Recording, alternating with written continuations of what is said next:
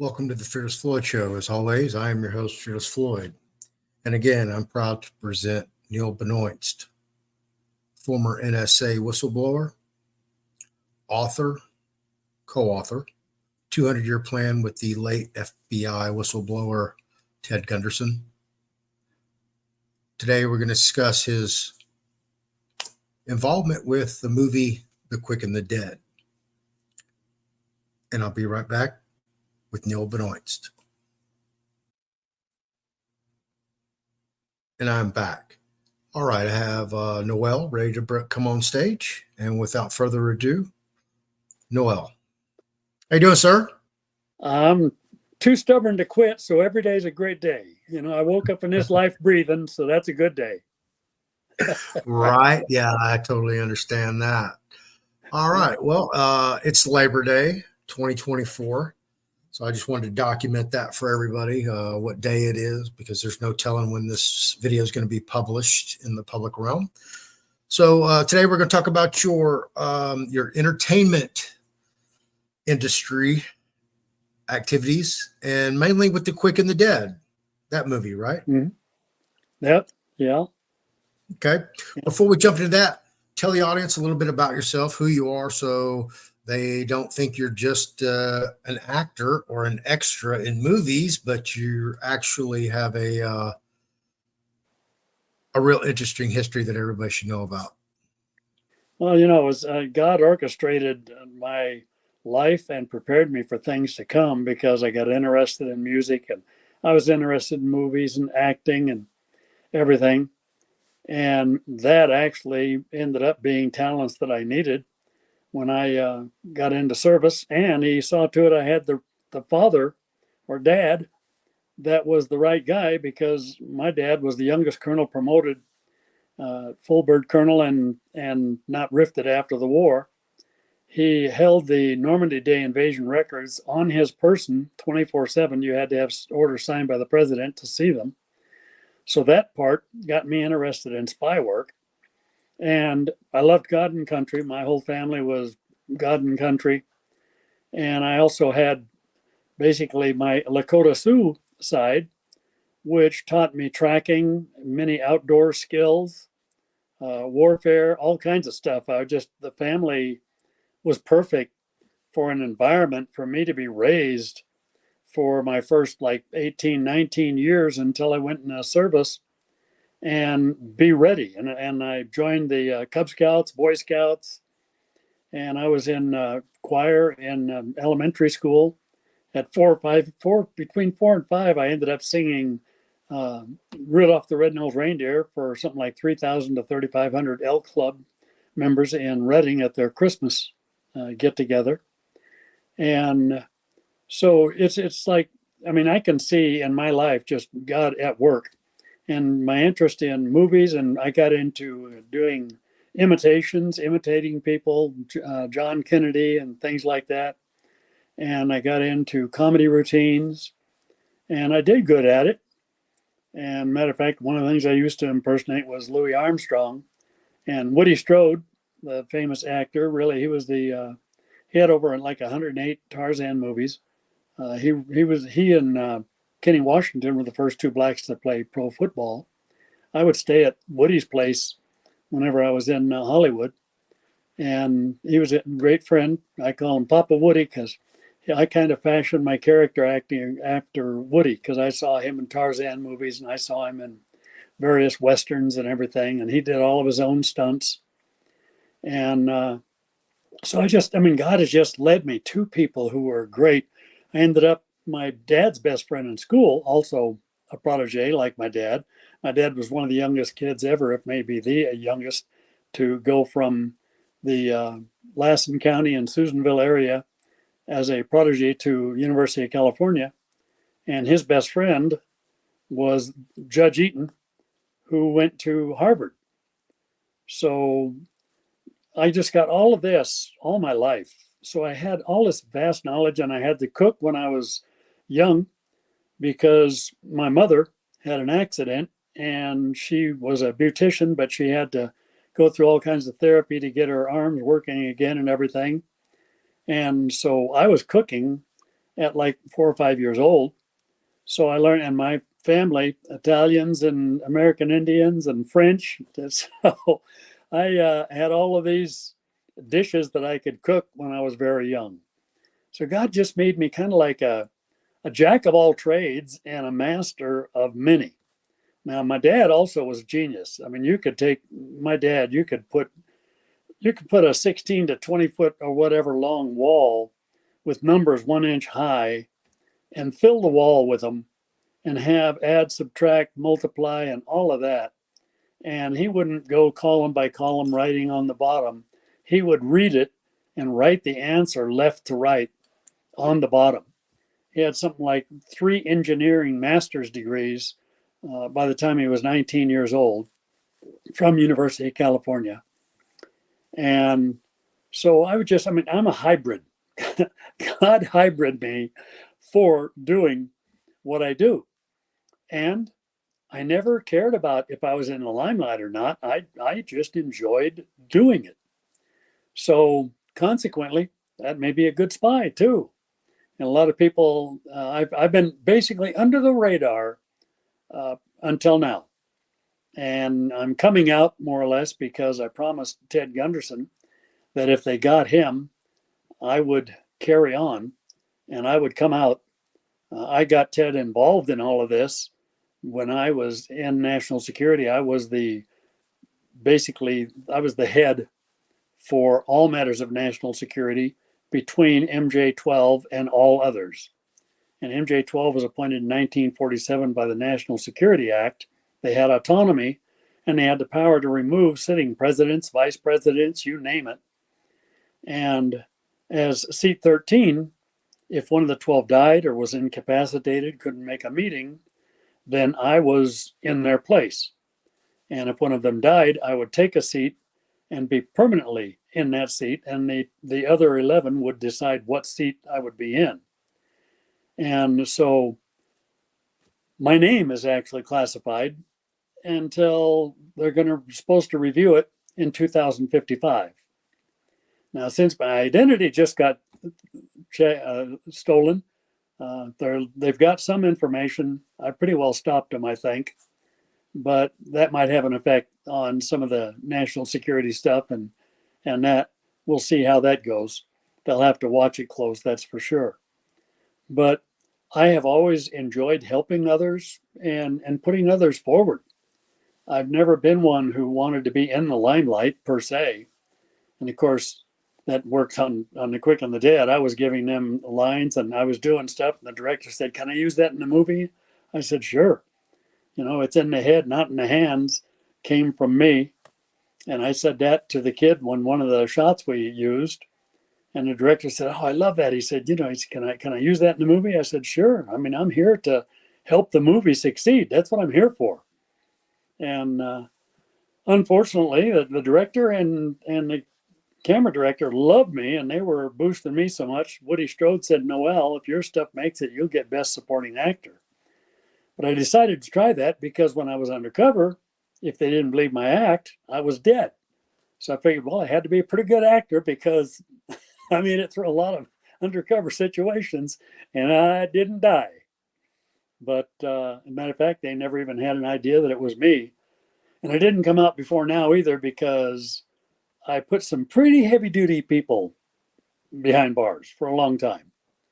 And matter of fact, and then when I blew the whistle on MJ-12 in '69, they changed emblems and did a lot of stuff. Oh, they claimed they didn't exist and all that. So they went deep undercover with all the MJ-12 stuff. And but I kept going. And when I would talk about them, oh, that's conspiracy theory, and I'd plant seeds. But when I knew I was getting out and that God gave me a way to get out, I basically went and married a German national, moving the wedding up. And before she got a clearance, nobody ordered me not to. A request was made. I denied the request. So they had to let me go. But my power and my authority was a lifetime deal. But that way they couldn't keep me. But they came after me. They said they were going to make life hell. And about 2 years after, I think it was '71, My dad died, very mysterious circumstances. I was close to my dad. And the coroner of 30 years in Redding, California, said he had never seen anything like what happened to my dad. And in 1954, there was a low frequency fan or low frequency sound made by a fan in France. And I was making this factory fall apart. And that's where we actually discovered and found and created the sound weapon that is based on low frequency. And the low frequency sound laser, you can actually combine all kinds of stuff with it, microwave. And so that people get hit with that, it can lower their immune system. You can get hit with it if they turned it up high enough, you would basically disintegrate. But if they aim it, they can aim depth, etc. And my dad, basically his heart disintegrated. They could set the depth, the heart's disintegrated. There was no scientific explanation for it at the time because the weapon was top secret, above top secret. Matter of fact, my classification was top secret, crypto, which is all the codes, and espionage, access to special intelligence. So I was at the magic eyes only level. And that's basically only the 12 and myself could see those materials and anybody we shared them with. I had basically the authority to go ahead and share it on my discretion. And so when God gave me a way out and I took it, before I took it, I gave Ted boxes of information, told him sit on it, and I gave him my testimony and talked to him. And I said, this is in-house. I said, don't even let the director know you've got this because they'll kill you. And so he did it. I said, when you're retired, when you're safe, when you're validated, then go ahead and investigate. And I said, God will get us together and we'll go from there. So he investigated. He started doing his tours. And I called his place and I said, hey, tell Ted this is Noel.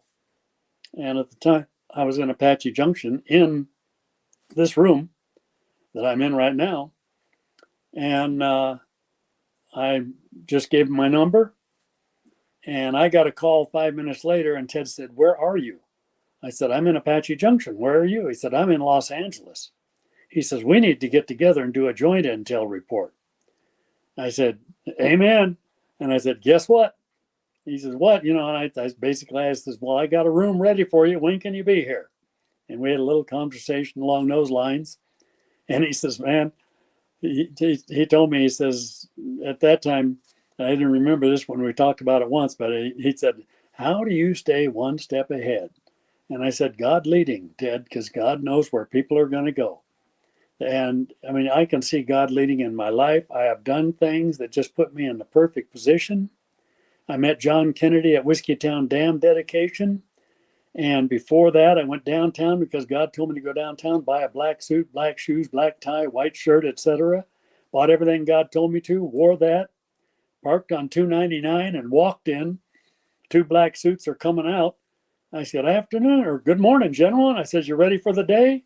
They figured I was playing football. I was athletic. I mean, I could bench press. I was bench pressing, I think, at that time, I think I was bench pressing around 200, 220, 240. And so they thought I was one of them because I'm buff and I look like one of them. And they didn't have badges and stuff back then. So they more or less could tell each other by the look and by the black suit. And they're showing me where the snipers are and everything. And I actually got to meet Kennedy. I was carrying top secret hotline messages, and I'm not even cleared. So, and when I got in, I told the guys, I said, look at the Whiskeytown Dam footage. You'll see me there. I told them I'm standing about 3 feet behind the guy with a Bay of Pigs sign. You can follow me from there and see everywhere I went. And they did. And they said, man, you're right. We need badges. And they developed this rainbow badge for getting into operations and stuff. But now they've got other badges that they'll wear in public around the neck. And in order to prevent something like that again, I get to laugh at that every once in a while when I think of that. I get some great memories, And so, I mean, for me, no matter what, I was content with my life. I would have stayed in if those guys would have straightened up. I mean, I loved my work. I had an ability to influence, but if I couldn't influence them, I told them, I says, you guys can't be doing the crap that everybody else goes to prison for or gets executed for, and they literally said, I said, you got to obey the law. They said, we are the law. Matter of fact, they made a statement that should really get everybody in America and the whole world. They literally, because I told them, I said, no, I said, I told them, watch A Man for All Seasons. There's a movie. They tried to get the magistrate to do something illegal. And he said, no. He said, that's illegal. They said, the king ordered it. That makes it legal. He said, no, when the king orders it, it's got to go through a process. It hasn't been through the process. It's not legal yet. And he said, when those who make or enforce the law break the law, they nullify the law and the devil can run rampant. The law was created to keep the devil in check. And I said, God gave people choice. We made our laws basically guided by the Bible, by God's word. And, you guys aren't God. They literally said, we're God for this world. And they said, people are too stupid to decide their own destiny. We must decide it for them. And the end justifies the means, and we decide both end and means. And that started me heading in a different direction. And I just thought, boy, I got to go in the other direction. And when I got back with God, I asked God why. I mean, I'm the prodigal son. I asked God to leave the sorrow for all the crap, because that way I won't go back there. But I asked God why. And he said, how many wars and battles have been won and lost because one side or the other overestimated the enemy or underestimated the enemy? And I said, I had to study, warfare, psychology of warfare, and everything else. I said, a lot of them. I mean, the Romans won, battles by a new technique. The other side didn't know how to fight. The other side overestimating their strength and their power, showing greater strength than they had, all kinds of stuff. And the Lord said, well, you know the enemy. And I do. I know MJ-12 and the enemy that America and this world faces better than any man on earth. I spend time with them. I solved a bunch of the problems they couldn't even solve. That's how I made it and was escalated so fast. I was interested when I joined up. I said, I'm interested in spy work. They said, you got to go regular, and then we'll watch you. Well, on my GT score, 110 is needed for officer. I had 178.4. And I flunked the language aptitude test. Then later they found out my score should have been a couple lot higher. They gave me a translator in Germany when they had to send me there. And that wasn't working. In 6 weeks, I taught myself 6 years of German, plus the Schwäbisch dialect and the Bavarian dialect. Had them send me to the Erlangen University in Erlangen, Germany, and test me out. Went back into operations, said, well, what did Erlangen say? And they told me, Erlangen says you can join first semester, 7th year. They think you'll be a little bit behind, but you'll catch up. And the guys, they looked at me and said, your IQ or your GT score isn't 178.4, mine. You're more like the 250 to 300 bracket. And, but see, I read slow. I read slow. I retain like 80, 90, 100% of what I read. But I learn 100% rapidly audiovisual. And I'm an audiovisual person. And I told them, you guys need to find audiovisual people and have a test that'll show that they're around, because you got a lot more out there that you're not tapping into. And as far as I know, they've done that now, etc. But I solved all kinds of problems for them, just 1, 2, 3, 4.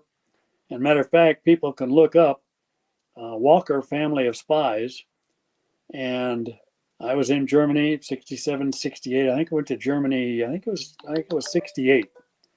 And they had, well, as a matter of fact, the Tiger Force finally made it on ABC 15. That was the 101st Airborne.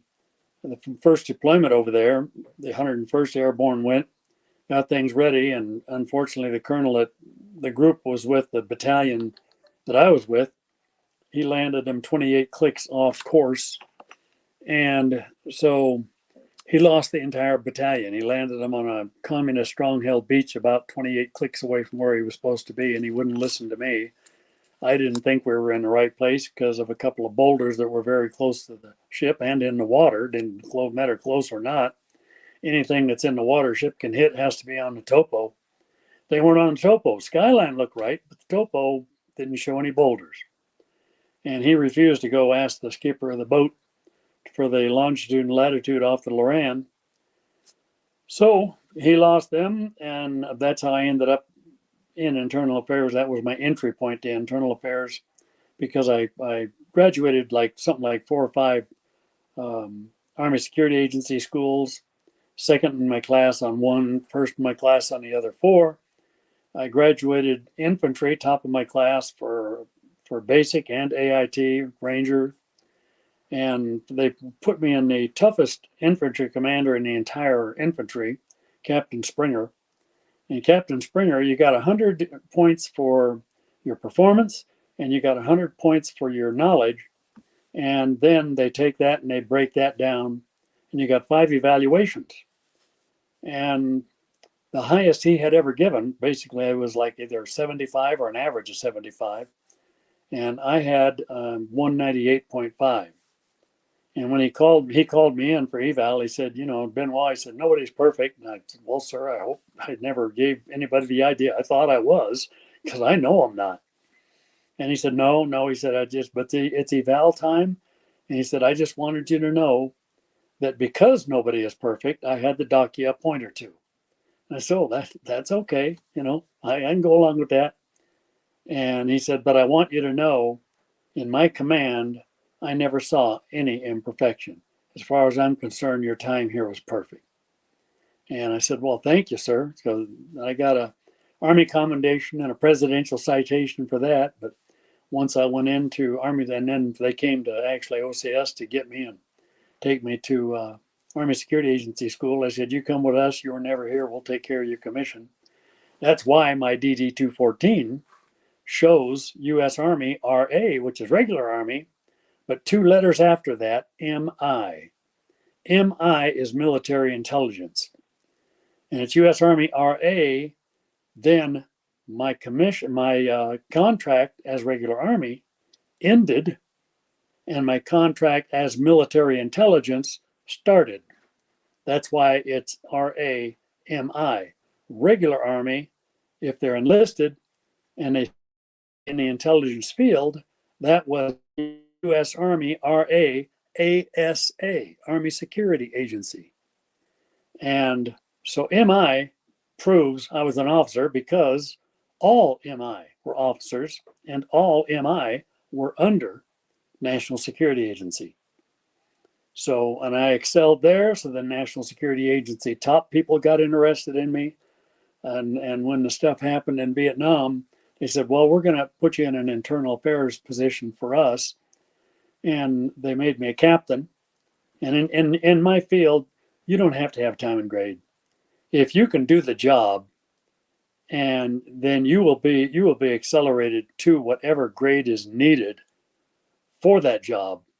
And that's what happened with me. I went back to Fort Devens. They had me on an investigation there. We had some nuclear warheads there and that. And I solved that actually in less than 24 hours. We had everything taken care of in 48 hours. And so then they said, okay, that's it. You are the position. And it was a major 04 position. So then they said, as of now, you are 04 and the rank is permanent. So it was like I was a first Louis for, I think, probably a month to 6 weeks. And then I was a captain for about a month to 6 weeks. And then I was a major. And when it comes to national security, they could do anything they wanted, especially the top echelon. I mean, they could bring a person in and make them a general as soon as they signed the contract. So, it was if you filled the need and you did a good job at it, then you were that person and that rank. So and that's the way it was. That's the way it is. And but they were also the most secret organization ever. And now you're starting to find things on the web.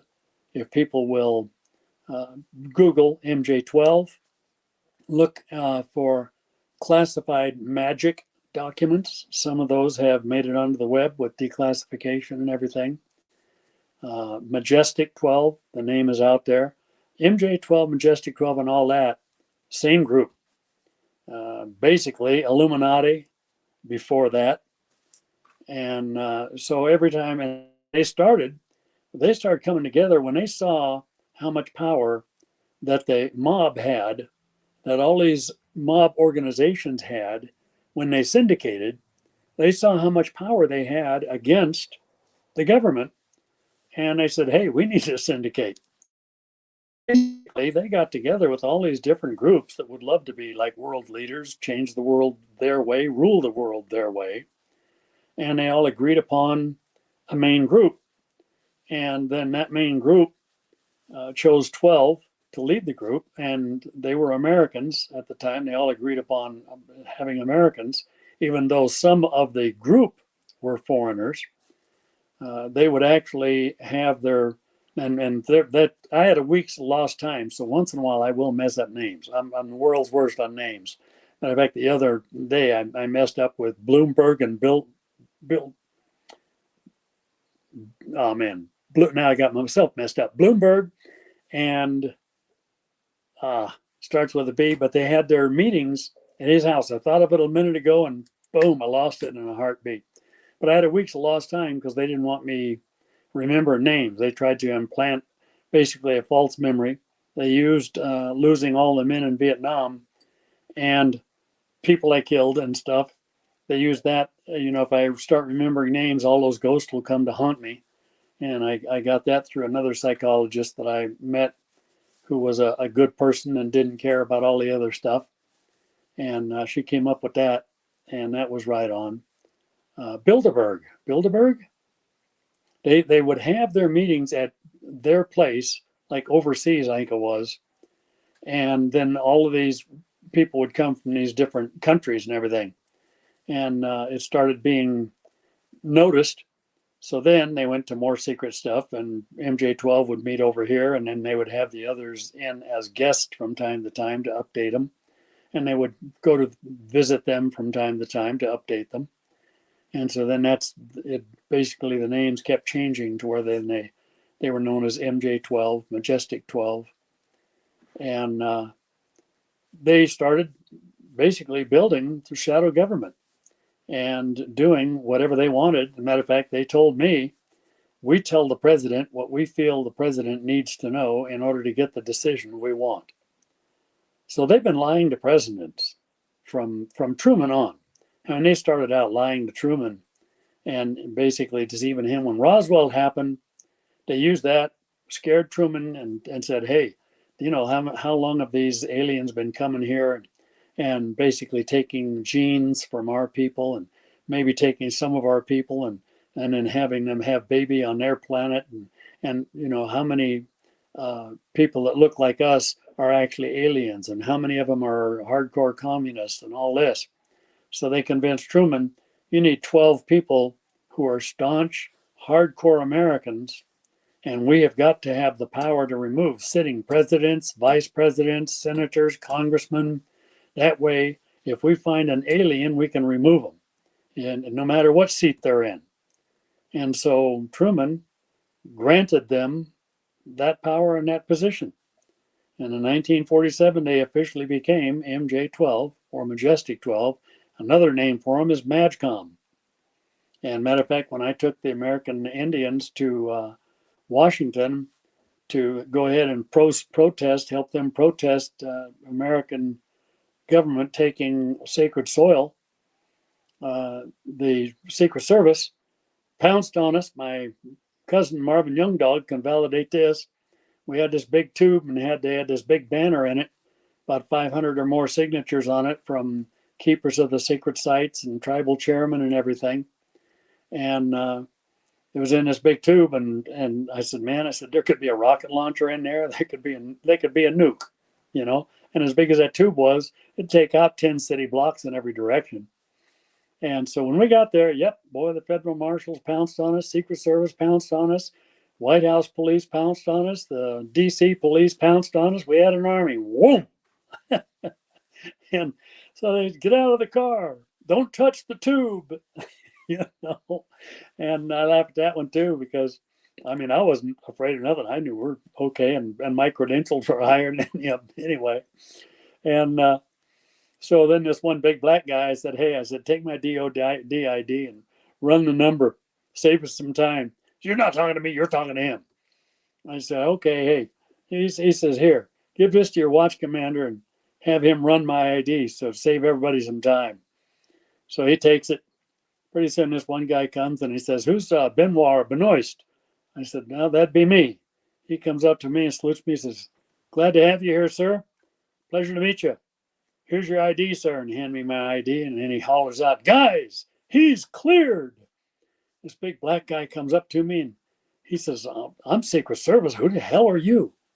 I said, MAGCOM seat 13. And when I said MAGCOM seat 13, they know that. When I said MAGCOM seat 13, he went, oh, well, you know, we had to. And my cousin can validate this. Secret Service and all of those guys were coming like they had done something wrong. They were apologetic and that they had, bothered me in any way, shape, or form.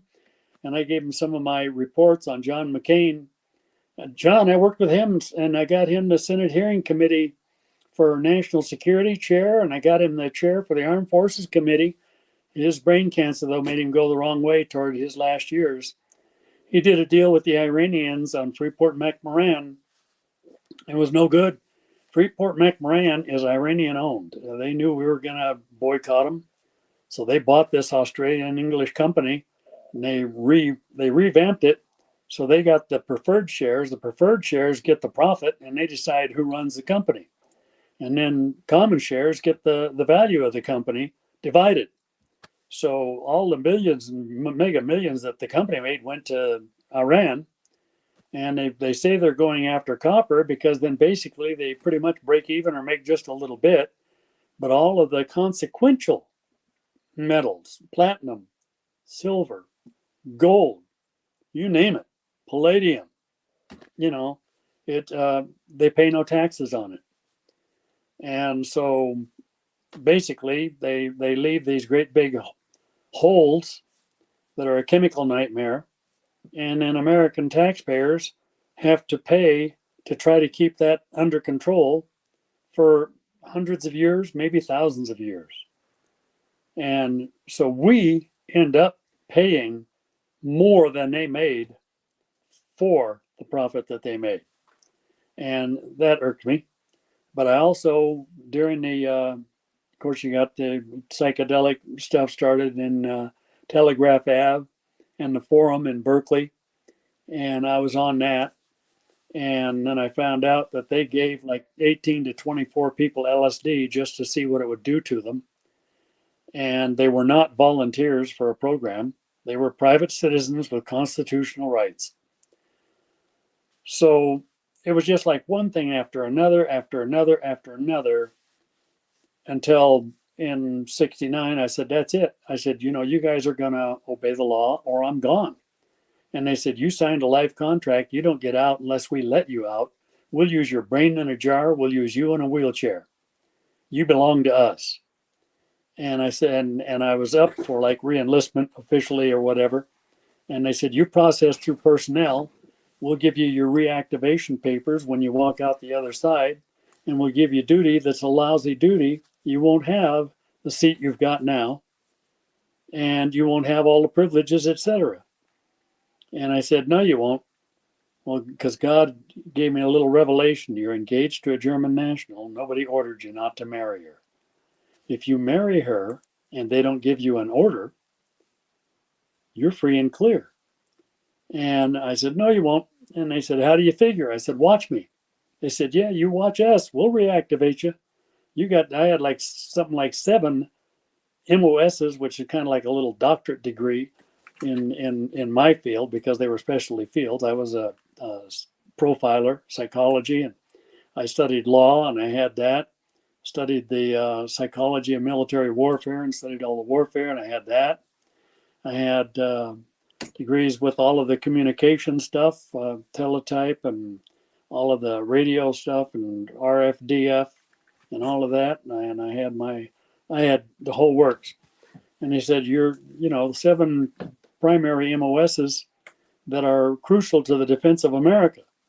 When I processed into Germany at our most secret base in the world at the time, the guy in personnel said, you can't have 7 primary MOSs and like 6 or 7 additional MOSs. I got to put a bunch of these in the additional. I said, no, you don't. The reason they were all primary is because any operation that came up, it had to be my primary, and we didn't have time to change it because I would be the primary person on the operation. And the CW4 came over, and I told the guy, I said, you don't change that. And the CW4 says, what's going on? And he says, well, sir, I got to put these, and the CW4 says, you don't touch his record other than sign that he was here, he reported, and you don't tell anybody he reported, and you don't tell anybody about the record you just saw. If that gets out, he says, I know it's only you and me. I know I didn't put it out, which means you'll find yourself in Leavenworth for breach of security. Am I clear? And that guy said, yes, sir. Okay, who the hell are you? He gave me my stuff, and I went for my undercover work. So, I mean, people weren't supposed to know me before now, but I basically came out and supported Ted. I let him be the front man, but I promised him if they get him, I would carry on. We had a guy actually that was pushing for an investigation in Washington, D.C. I got a picture of him in my photo stuff, and he was on America's, not Most Wanted. Yeah, Unsolved Mysteries. He was on Unsolved Mysteries, and they even had some film footage on him, kind of like freaking out, coming to this one park garage or whatever. But they found his body in a Maryland dump. And they figured that the mob stuffed him into a dumpster, and the dumpster picked him up and dumped him. But that was an MJ-12 hit. And MJ-12 used the mob and stuff with Kennedy. But when the mob connections came up, because the main mob leader for the U.S. and world, more or less, was one of the seats he was outside the seat. He was directly connected to the main seat of the leader. They didn't want to give him a seat because of who they were. But he was kind of like the right hand of the number 1 seat, because they would use the mob for their hits. But after the Kennedy thing called attention to that, they decided, hey, we need to have our own.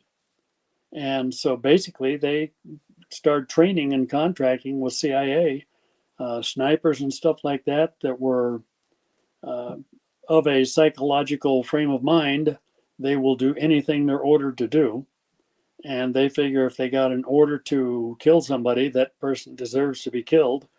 And MJ-12 puts it out as this person is a threat to national security. They need to be, it's not murder, it's eliminated. And they would do field executions or field eliminations. Matter of fact, when I helped a guy take a statue to Texas, just outside Amarillo, Texas, there's a pro-life statue of Jesus with an unborn fetus in his hand and tears in his eyes. And it's by the great big cross that they've got there, and they've got the stations of salvation and everything around it. And it's a great place. And actually, I prayed for that. I was going into Amarillo, and I saw that area, and I saw a water tower I could see from way off. And I thought about all those artworks in San Francisco. And I said, Lord, we need something to stand for you in this place right here. And on my way back to McLean, I stopped and I walked that property. And I took a little anointing oil and dropped a drop here and there.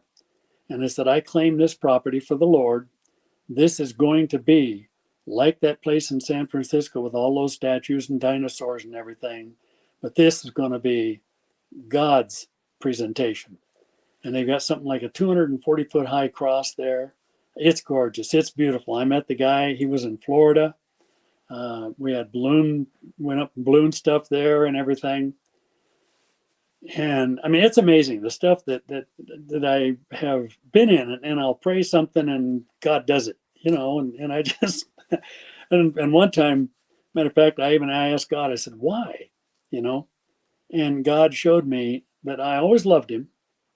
And of course, God knew all things from the beginning. And a lot of people look at somebody where, I've had the dead raised, come back to life. And it's documented in the Baptist hospital in Arizona, in Phoenix, and more than that. And I sit there and a lot of people that they think that somebody who is raising the dead is this high holy person. We're not. Saul of Tarsus became Paul and gave us 13 books of the New Testament. He wasn't high and holy. God converted him, and God used him in great and mighty ways to balance the books. And whenever I asked God, he showed me my heart, because I knew I wasn't high and holy. I mean, oh, and there's another wild one, because when I was in church one time and I was walking and talking with God as a kid, God asked me which apostle I liked the best. And I said, Paul. And he said, which one would I like to emulate more? And I said, Paul. Paul was in law. I got into law. Paul dealt with all the leaders. I dealt with all the leaders. The similarities between the walk of Saul of Tarsus, who became Paul, and me, God has a sense of humor that just blows me away, and I love it, because I mean it is phenomenal. The similarities are just absolutely outstanding, outrageous, heavenly. You can only describe it as heavenly. But I said, well, why me and all these great works and everything? He said, well, one, because of your heart. And he said, two, and he sent me to the Bible verse, to the lesser parts is given more honor. And whenever I came back to the Lord, I said, Lord, I said, whatever part of the body, I said, I am. I said, I did so much garbage and crap. I said, whatever nobody else wants to do, give it to me. And he did, because people didn't want it. I did drug and alcohol deliverance and rehab ministry. I slept in an abandoned van with a couple of so-called bums that were drug addicts, and crab, the plague of crab that gets into, were jumping all over that van. And I'm in there, okay, no deadly plague will come against me, and no plague will touch me, and none of this vermin will touch me. Lord, they get on me, kill them. None got it. I had no problem with it. And and I stayed with guys like that, and I treated them just as people that God loves, because he does. He loves them. And matter of fact, one of the biggest blessings in my life, I stopped in Crescent City. God had me stop at this smorgasbord. And I looked down I said, okay, Lord, who am I supposed to see? And he showed me this guy at the end of the counter. And this guy had vomit in different places on him. And the counter had totally cleared out to the tables. Tables around him were vacant. Nobody wanted to sit near him. And you could tell, he just come off about a 2-week drunk. And the gal says, where do you want to sit? And I said, over by that guy on the counter. She thought surely he didn't want to sit too close. So she set my stuff up about two or three seats away. And so I got she said, get your food, and then you just go over and seat you there. So I got my food, and I went over and I set it next to that guy. And I went over and got the stuff that she set up, and I went and set it by my stuff. And I sat down. And this guy looked at me. He said, you one of them Christians? I said, yeah.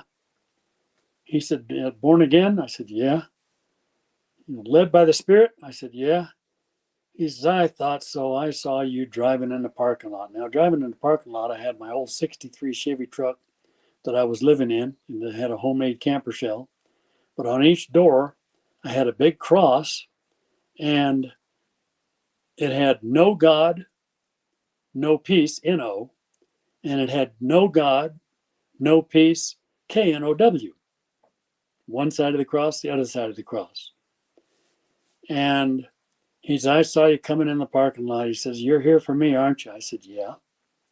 And he starts telling me all these bad things that he'd done. And he just got off this 2-week binge and how he stinks and nobody wants to sit by him and he knows it. He's no good. He's never done anything for God.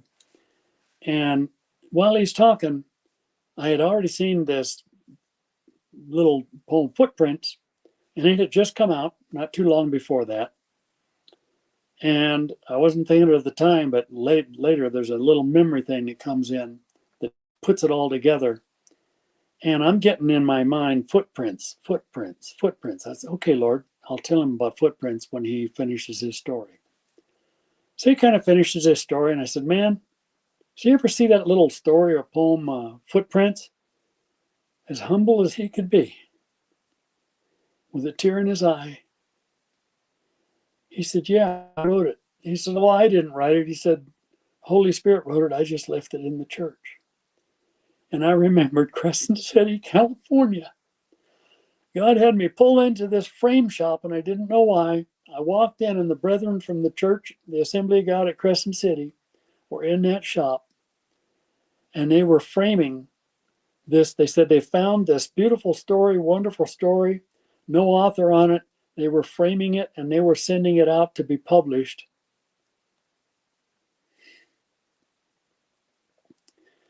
God chose me to minister to the author of Footprints. I said, man, why don't you put your name on it? And he said, well, I didn't write it. The Holy Spirit wrote it. And I said, don't tell me you've never done anything for God. Footprints is the second most published item, second to the Bible. And I said, man, if all you do is write another poem or something, do what God tells you to do. And don't let the devil tell you you've never done anything for God, because that's one of the greatest works. And I don't care what those people thought of that guy. I was humbled talking and ministering to that guy, and I couldn't smell any vomit or anything. And so I ministered to him and prayed for him. And then I left. I went on I was selling seafood. I would sell seafood to people who could afford it, and I'd give it to the ones who couldn't.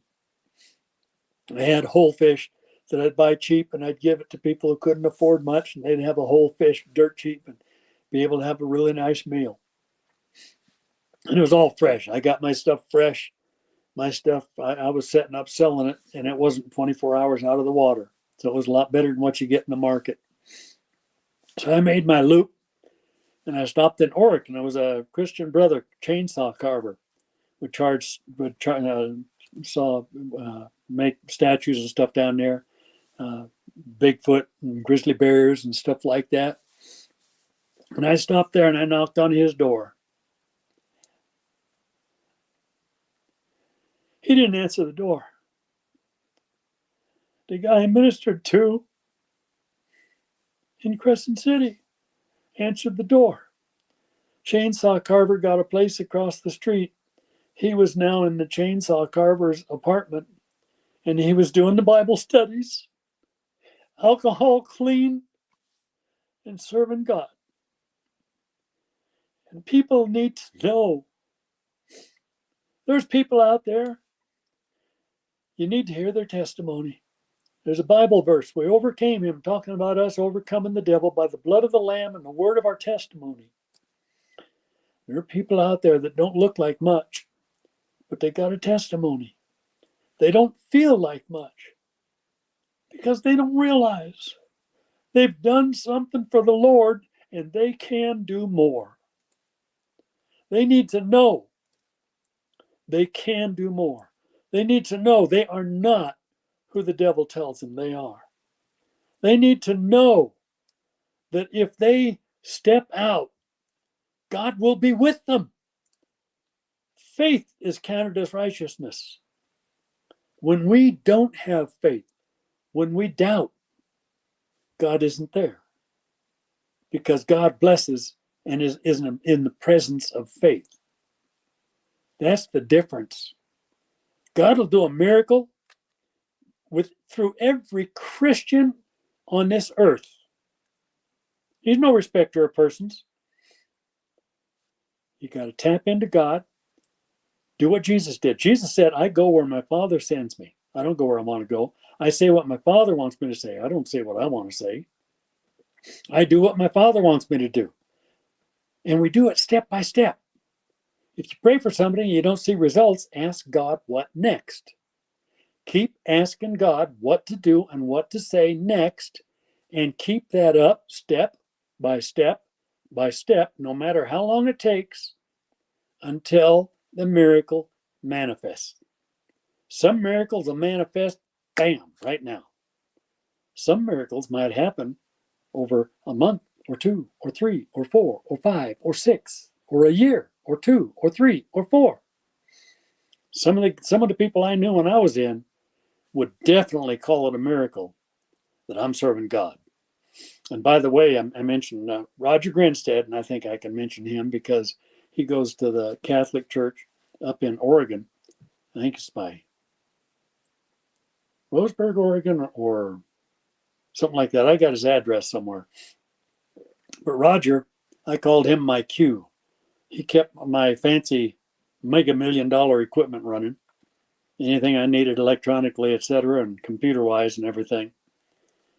And Roger, I met first in Saigon, in the Tan Son Nhut, and the PX, and they had these Meerschaum pups for sale, and they sent me there for debriefing after the colonel lost his entire battalion, and then ended up when I was in D.C. at our main headquarters there. That was our main one for the U.S. And actually, Herzl base, the Herzl Gunarok, was our main one overseas or for the rest of the world. And then they turned it into artillery, regular army, and then they, I guess, decommissioned it or whatever. I don't know. But Roger lives up there. We got together a few times. He called me here a while back, said, man, we got to get together again before we die. I said, yeah, I think Roger's 83 or 84 now. And so it's cool having him up there. Matter of fact, he had a Cyclone 2+2, real hot car. I used that on a couple of operations, and he didn't know it. He found out later. Matter of fact, he said, well, he wondered why the police never touched his car. He went by a couple of patrolmen a couple of times doing 110, 120, and they didn't even pull out to come after him. And, well, they knew that car. And the PD down there, DC PD and stuff, were basically told, if you see this car, you didn't see it. And he said, well, what would you have done if there had been a bunch of bullets in it? I said, well, we'd have had an excuse. I would have had an excuse. Hey, I'm over here, and, something broke down, and I'll bring the car to you tomorrow or day after tomorrow. And it would have looked perfect when you got it back. So some fun memories there. But with all the stuff going on and everything and what Ted went through, I knew I had to come out, and I promised that I would. So I wrote the book, The 200-Year Plan, which is our joint intelligence report turned into a book. I gave Ted the lead on it because he laid his life down for it. He did exactly like I told him. You've got to have the credentials and the authority, because they're going to make hell on earth for me. They're going to call me a fraud. They'll use smear and fear on me. I knew they would. And so that way, Ted validated me and everything in that book. And they basically called him in for a mandatory physical, or they weren't going to give him his retirement anymore. They went in and they came in with immunizations. It wasn't immunizations, it was drugs. They drugged him up and induced cancer. And people visited him, and he said, get me out of here. They're trying to kill me. And I told him, you should have come and told me. I'd have gone and got him. And those people know they were trying to kill him, so they can validate that testimony. And they killed him by inducing cancer. It was murder by cancer. And so I said, okay, the book's coming out, and I'm coming out. So I've been flying under the radar and men in black in the darkness where you can't see me because A spy is not supposed to be famous. No, not of your caliber. So, I wouldn't exactly be a good spy now. right. Yeah. Well, that was quite the introduction to who you are. And I'll let you go and let you ramble because we are documenting this. So let's dive into your movie career. There you go. So tell us how you got into the set of Quick and the Dead. Well, I was one of the developers for Goldfield Ghost Town, and down there we did a lot of Western stuff. And one of the things I did down there, I would play like a mannequin, and people would think I was a mannequin. These gals would come up and they'd say, "Oh, look at my husband," and I'd wait right about the time they're ready to snap the picture. I'd go, "Are we doing something tonight?" And they would just freak out. So these people get all these good pictures and stuff, and I knew when I was in, I did a lot of undercover. And if people didn't believe my act, I was dead and the mission would fail. And I got into acting and stuff when I was young, school stuff. And then I did, matter of fact, I was in um, Hell is for Heroes. I was an extra in Hell is for Heroes, going up the hill with Steve McQueen and Fess Parker and those guys. And they stayed at the Bridge Bay Lodge. And we got together a few times, and I got together with Jody McQueen not too many years back. That's Steve's brother. And Jody lived in Apache Junction for a while, right near there. So we were able to get together again and share some good memories. I saw him at the Mammoth Saloon in Goldfield. And so I had done all that stuff. And I heard we took Silver to Tombstone to open Eldorado Days. And I'd heard they were going to be shooting a Western movie. And so I said, "Hey, where's their setup or their offices?" And somebody told me. So I had the secretarial service type up a resume for me real quick, lead in our class play, and we got a write up in Sacramento from it. And then I was in Hell is for Heroes, etc. And I did some summer stock. So I had my summer stock stuff in there and some of the stuff I'd been in, professional summer stock. And so I basically made about 12 or 14 copies. And I just asked them, "Where's the producer's office?" They told me, and they said, "Oh, there's a mail thing in there where they all pick up their mail." I said, "Oh, great." So I put one in the producer and one in the director, and I put one in every box there. And so then we did the Eldorado Days opening. On the way, we were filming a Silver Transfer, and I was doing the camera, and I could do camera also. And so the gal got a little too close to me. Her knee caught me, and it broke 3 ribs. So we finished that, and I'm walking around with 3 broken ribs. And I'm crossing the street, and I got my outfit on from Goldfield Ghost Town, my Western outfit. This gal comes over and she says, "Oh, hey," she says, we're casting for the Quick and the Dead." She says, "Would you come for a screening?" And I said, "Yeah, give me the address." She says, "When?" She says, "Well, can you be there tomorrow?" I said, "Sure." So I told Shoes I won't be riding back with you guys. I'll drive back when I got to go for this screen test. So I went there, and I'm walking in with 3 broken ribs.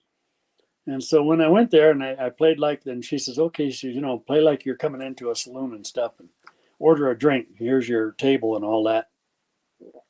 So I come up to the door, which is just a wide open door, but I make believe there's a couple of the regular curved doors like they've got in those places, And so I push the doors open, and I give this man, I got my big beard. I got this nasty look, and I look around like I'm real suspicious of anybody and everybody. Look and see who's around. And then I look over at the table. So I walk over at the table, taking second looks from time to time. I turn so that I'm facing everybody in the place. And she comes over like she's the waitress, and I go, "Whiskey, 2 fingers." And so she shot all that and everything, and then she did a couple of other things. And I told her, I said, "I bet you not too many of your people know that when they used to have whiskey, number one, it was a shot glass about like this, but you couldn't even get a pencil down through the middle of it. It was more open in the top, but it went in so that it was kind of like this. And you didn't have between a quarter and a half shot in that glass, but it looked like a nice full shot glass. And they would order it 1 finger, 2 fingers, 3 fingers. And so then she says, "Oh, great." She said, "Well, I'll show this to the producer and director." She told me one night, she says, "You're Noel Benoist." I says, "Yeah." She says, "Man," she says, "you must be pretty good because I'm hearing about you from everybody." Like giving everybody, got to have me make me enough copies and put them in everybody's box. So she thought I was famous because she was hearing from everybody. And the producer or the director might have thought I was famous too because they were hearing from everybody. So I get a call. I'm back at Goldfield Ghost Town. She says, "The director wants you for his mountain man. When can you be here?" "When do you want me?" She says, "Come for costume and stuff. Can you come in day after tomorrow," or whatever it was. And I said, "Sure." So they fitted me with this costume, and I recognized the leather jacket. It was actually in another old famous film that one of the old actors had worn. And so they got me in that leather outfit, and they set me up for looking like the mountain man. And that's how I ended up on The Quick and the Dead. And they said I was supposed to report, I think it was September. I was there September, October, November, December, January, and they wrapped it in January. And then basically, no, September, October, November. They wrapped up there. They wrapped it in November, and then they did the cuts and stuff, and it was shown January 1st is when Woody died, and then we had the premiere. It was a total wrap, I think, right around January, February. And then they had the February or March, something like that, was the premiere. And I went with Woody's widow. We went together for that. And but they did a voiceover on a bunch of my lines because they didn't pay me line pay. And they tried to get off without paying line pay. And I had an attorney, and I had actual film footage with my lines in it. I had a cassette tape for it. And I gave that to an attorney. He filed suit, but then he had a brain aneurysm, and the attorney firm didn't know where the evidence was. So they pulled out. So if I could ever find a cassette, new and surprise evidence, I could still get my line paid a day. But God didn't want me to be an actor, I guess. So, that didn't work out. Same thing happened when I got into music. I was in music for a while. I did a concert, got a standing ovation, and my teacher wanted me to do 3 curtain calls, etc. And but then I flipped a Le Mans car and landed on my hands, and they had to sew the nerves back together on my fingers. They made it where it worked good, but I couldn't do it as fast as you have to do on the piano for some of the frills and up and down of the piano. But all the way through, God would close a door that I wasn't supposed to go through, and he would open a door that he wanted me to go through. And I've just seen that. I'm looking back, I see that in my entire life from birth all the way through to present day. And if people will really trust God that way, if a door closes, God will open another door. Now, sometimes he might have you climb through a window, but not very often. Normally, it's a clear door that opens up. And the window will usually lead, let's say, to another room and some more opportunity. And then maybe there's a door. And sometimes he would lead me in one direction, not for what I thought was the purpose of going in that direction, but because that got me where he wanted me to be. And the real purpose was totally different. And I've had a lot of that in my life. So there is, God made me blossom into and find out that we really can live the first and great commandment. And all the other commandments are there to basically try to help people up the steps. If you dive into and live the first and great commandment, everything else falls in place. God will see to it you live the other commandments. And devil will trip you up once in a while. But if you learn from it, there's a Bible verse, what the devil intends for evil, God turns to good. And God will. When you learn from it, then it goes from the bad department into the your lesson plan department, and you pass the test. If you don't learn from it, it goes into failed the test, retest coming up. Because something you fail, it'll hit you again and again and again and again and again until you finally pass it. And as one guy I know was talking about training a horse one time, and that horse would not whoa. So he ran that horse at the barn door, pulled back on the reins, whoa, and that horse hit the barn door and dropped to his feet, dropped to his leg.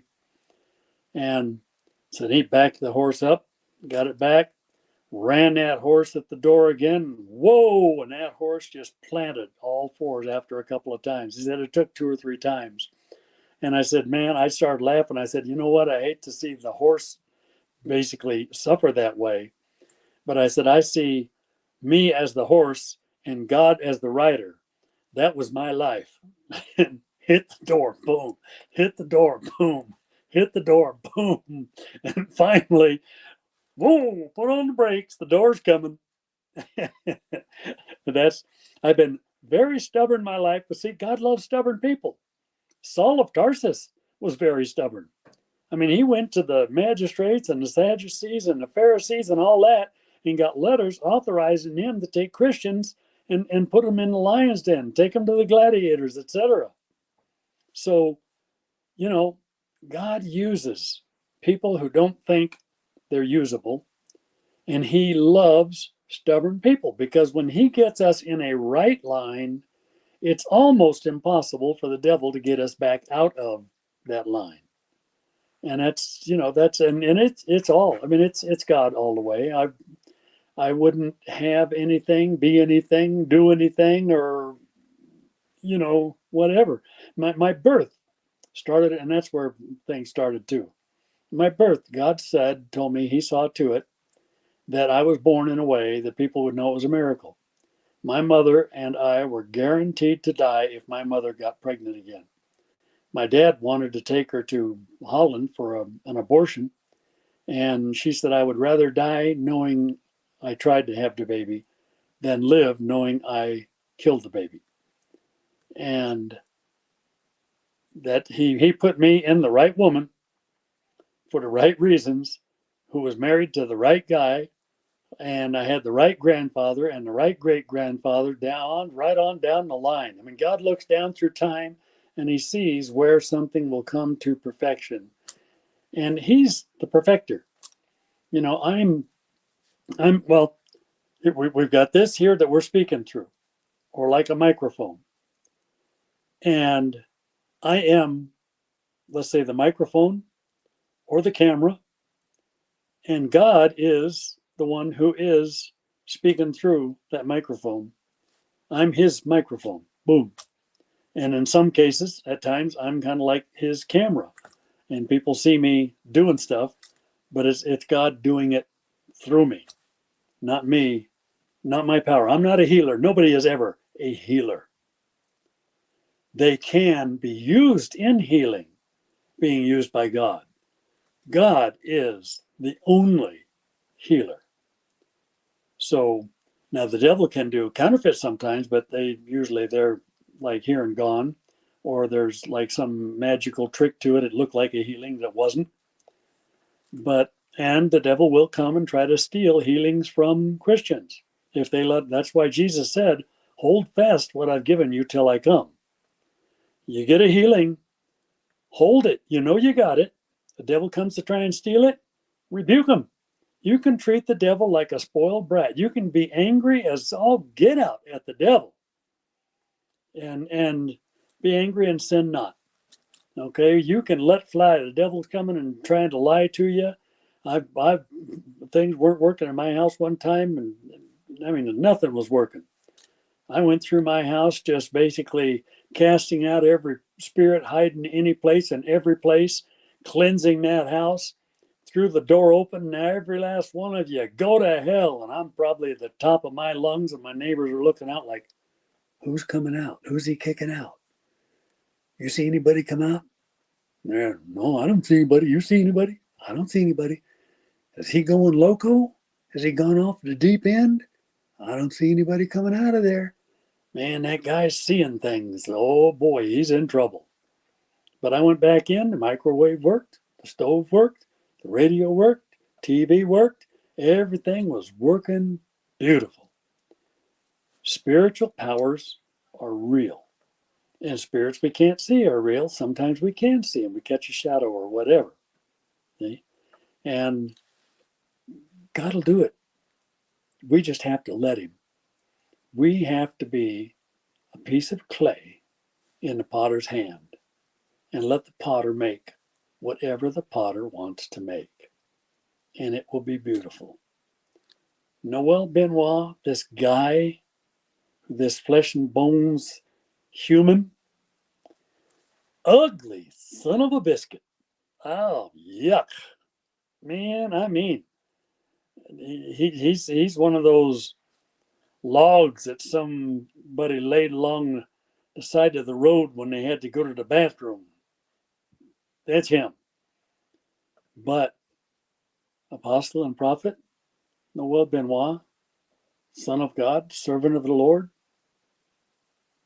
man, God made something that is a miracle that really I like. That old guy, I don't like him. I don't like him.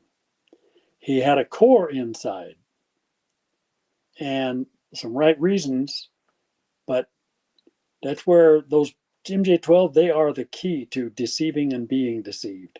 They were deceiving and I was being deceived. But I learned. So my lesson plan of what enmity, a hateful enemy against God, is and how not to go there, I passed the test. And I thank God. And then He just kept me growing from there. God makes me grow. God makes me glow. On my own, on my own, I'd have to say the shadow knows. We'd have a new program for the shadow, an old radio program. And when I was growing up, we didn't have TV. And I think TV, we got our first TV around 53 or 54. I was about 9 or 10 years old. And there was no church programs on radio. We got to choose 2 programs. So we started out with Charlie Chan and The Shadow. And then we picked up, I think it was Whistler. And then later on, Mom let us listen to Fibber McGee and Molly. And then George Burns and Gracie came on. But when I was 5 years old, I was talking and walking with this guy that others couldn't see. And his name was God, Jesus Christ. Because when we introduced one another, like I had my experience in my bedroom, I was a little kid. Hi, how come you're coming to me? What's your name? I went through all of that stuff with him. First name, and I had to tell him, well, I've got 2 names. And then we went through that, and then I had to tell him, well, I got 3 names, first, middle, and last name, and told him my middle name. And one at a time, he told me his name, and last one he gave me, he said, people call me Christ. And I said, oh, hi, God, Jesus Christ, I'm Noel Benoist. And that started my walk with God. Matter of fact, he told me he would be a father to me and I would be a son to him. That's how I became the prodigal son. Not a son like Jesus to the Father, but a son to Jesus and the Father. treated like Jesus, the Son of the Father, by Jesus and by the Father and by the Holy Spirit. But knowing I are flesh and blood with a spirit and soul inside, this flesh and blood is going to go, but the soul and spirit is going to get a new body. And I've seen heaven. One of my prayers in bed loving God one time was to know his love. And actually past, present, and future, all of that ties into that. And that's one we should cover someday is basically the difference between the love of God and our love. And it is phenomenal. Prayerfully, maybe that'll be a program that'll really make people realize how much God loves them and love God back. There's probably enough material there to make a program. So, what else we got?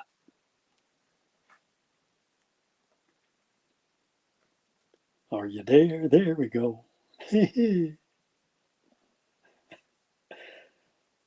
I can't hear you on my. Are your mic on? Sorry. Yeah, I'm sorry. I thought you could hear me. You're just like rambling on. You're just going wherever you're going, but that's fine. So, are you still in communication with anybody from the movie Quick and the Dead? No, actually, I didn't know. I knew Woody, and I stayed with Woody. Woody and I roomed together during the Quick and the Dead, and we go out to nightclubs and stuff together and everything. And it was really cool in one way because God blessed me to be part of Woody's last fling on Earth, and to me, that blessed me big time. But I communicated or sent Leonardo a couple of notes a couple of times. I told him, hey, come on up, and we'll go out in the superstitions or whatever. But he had become a big star, so he's got all these people surrounding him, And so now I met Paula Abdul at the airport one time. We got together, and that was kind of fun. And she's a good little gal. She's a firecracker. Right. And so I meet different stars and stuff, but didn't really stay in touch much with the actual Quick and the Dead movie people. Right. I'd love to talk to Sam Raimi and Dante sometime again. I don't know what all Sam did after that. I guess they had quite a falling out or whatever. Because Sam and Dante, they wanted to basically focus on me and do it. Originally, it was going to be people would see everything through my eyes. See, they could have had and should have had a younger Noel Benoist or Mountain Man when Hackman comes in. Mm. And then that guy is sizing everybody up. And that guy figures that the lady is actually that little girl back for revenge. So he's rooting for Lady.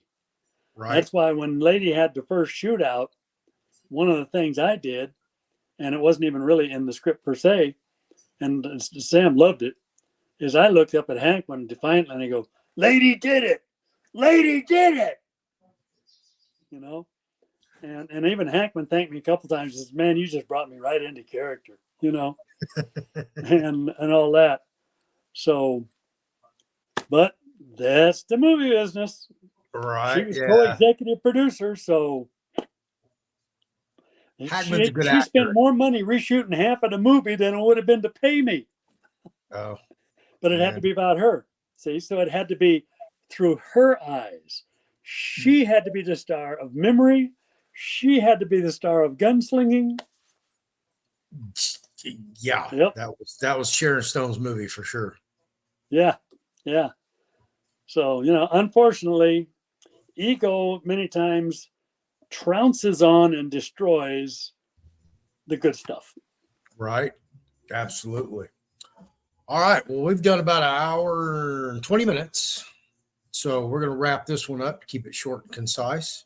Cool. And we'll jump into the next video, and who knows what the heck we're going to talk about in the next one, but we're definitely going to get it set up.